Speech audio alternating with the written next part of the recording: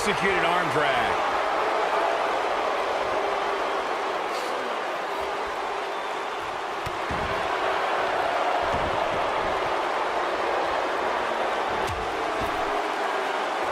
He's left wide open here. I don't think he even realizes it. He looks dazed. This is about to get bad.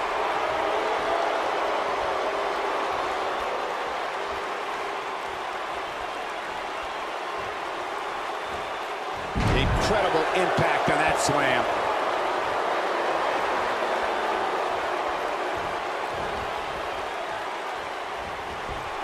Oh, an vicious assault.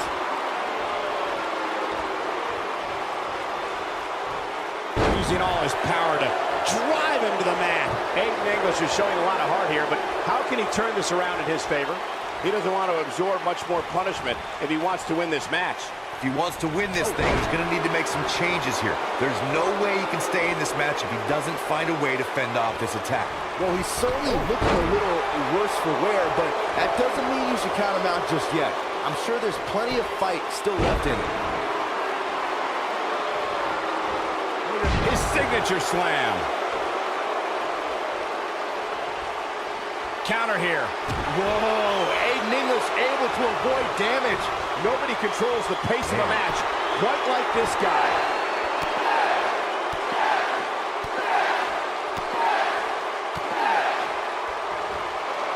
Surprises him with those kicks. Got every ounce of that one. This could be over. Yeah, that was lightning quick. The best way to describe combatants clashing inside a steel cage is its battle of attrition. Sometimes a superstar is left with no choice. He's going for the pin.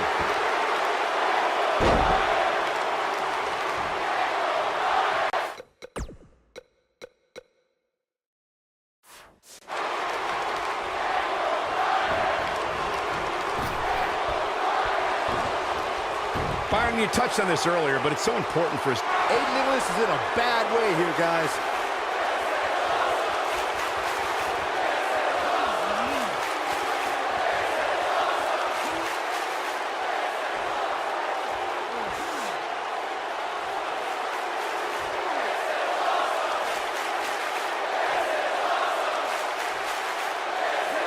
I've got to say, I'm really impressed with the evolution of Aiden English. For a while, it appeared as though he might be pegged as a tag team. This will go down as one of his hardest fought battles in WWE. Here is your winner. What the? I don't think we're going to wait for the match to start.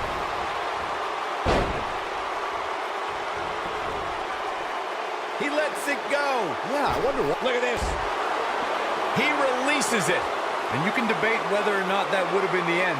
Interesting decision there. And he releases the hold. I don't think he had it fully locked in.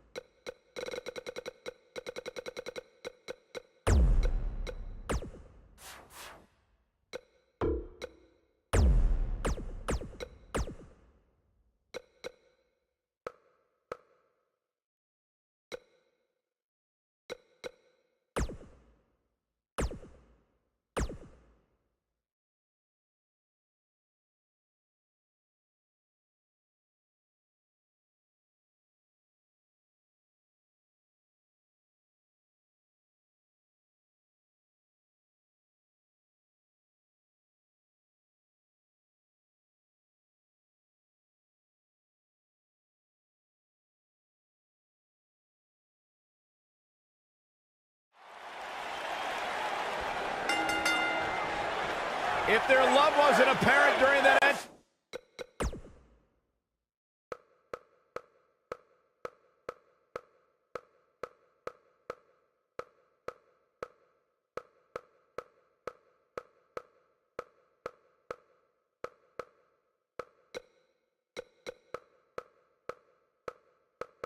The WWE Universe is firmly behind Finn Balor.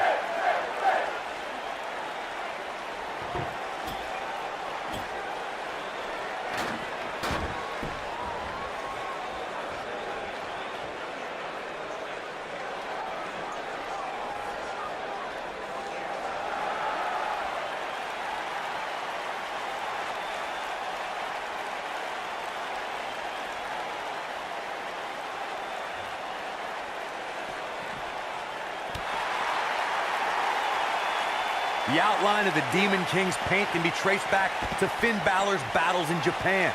The Demon King first appeared on a global scale in the main event of the historic Beast in the East special.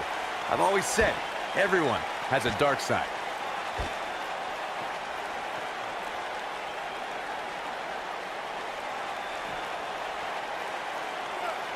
Tell you, the face taking some serious damage here. As you mentioned earlier, Corey, 2015's The Beast in the East special on the WWE Network was when the mythical power of this warrior was realized after Balor defeated Kevin Owens and became the NXT champion.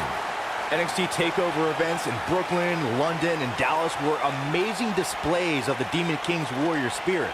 But the most incredible showing came at SummerSlam 2016 after the Demon King bested Seth Rollins to become the first WWE Universal Champion. Through Kofi Kingston's career, the exciting superstar has competed in several types of WWE matchups. It didn't take long for Kofi to get comfortable in the tables match environment. At 2011's TLC event, Kingston took on the Celtic Warrior Sheamus in a tables match for the United States Championship. Kofi was impressive in the match as he combined defense with his unbelievable high-flying assaults. Byron, you spoke about Kofi Kingston's tables match against Sheamus at 2011's TLC event. Some people feel that match was one of the turning points for Kingston. That night, Kofi's usual fun-loving nature took a backseat to a more focused and offensively aggressive competitor. Kofi Kingston's focus was leaving TLC the new United States champion. And that approach paid off, Michael. Kofi seized opportunity when Sheamus made a rare mistake. He drilled the Celtic Warrior with the Trouble in Paradise kick, and that set up Kofi to fly from the top rope and put Sheamus right through the table to earn the United States Championship. The Demon King is a being greater than the mortal man Finn Balor. The mythical power of Irish warriors. Look at Finn Balor making his moves. Oh, 1916. There it is.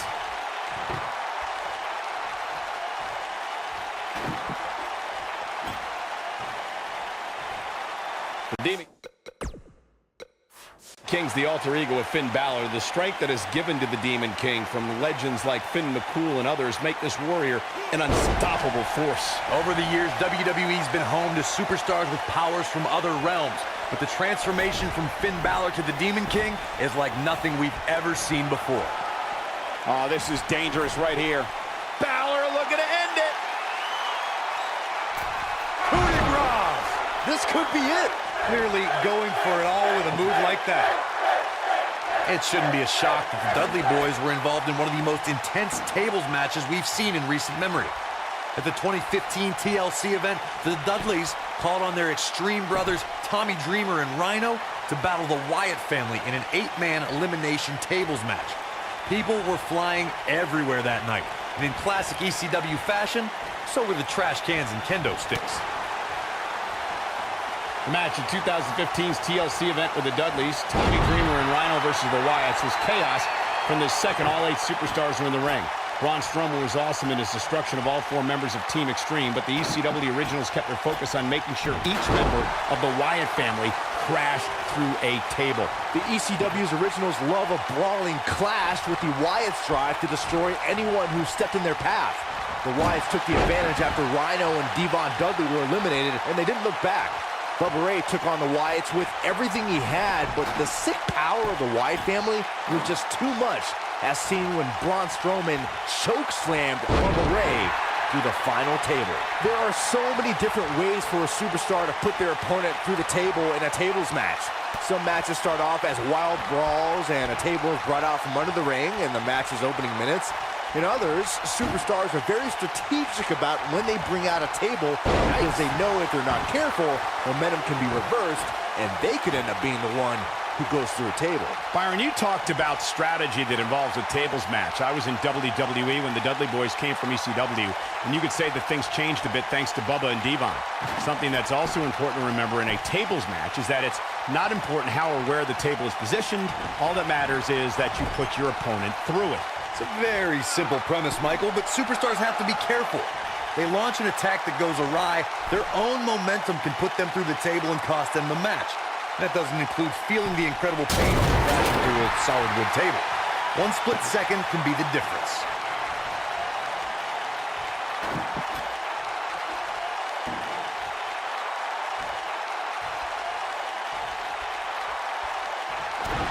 Balor looking to end it. Down 19-16. Game, set, match. This one is over.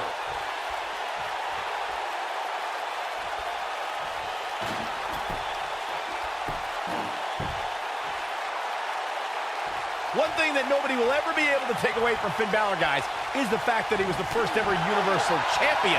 A feat he accomplished in 2016 SummerSlam when he defeated Seth Rollins. Big time slam right there.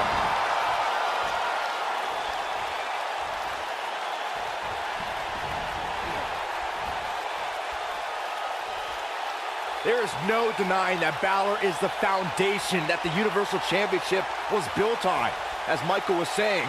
But unfortunately for the Demon, if you remember, that inaugural reign only lasted for a day.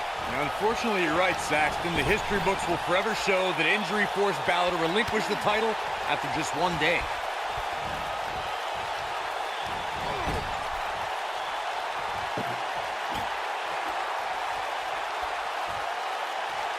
Guys, charismatic is a term that oftentimes gets thrown around when describing superstars. And Corey, tell me, where does Finn Balor rank on the charisma scale? Well, first things first, Cole. Charisma doesn't win fights. Fists do. So remember that. Secondly, Finn Balor is among the most charismatic superstars around. Period.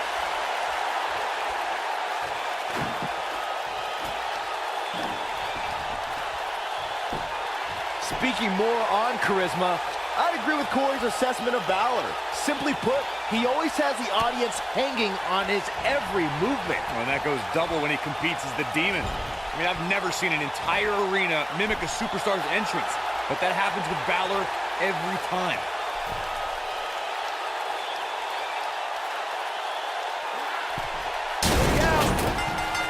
Finn Balor wins.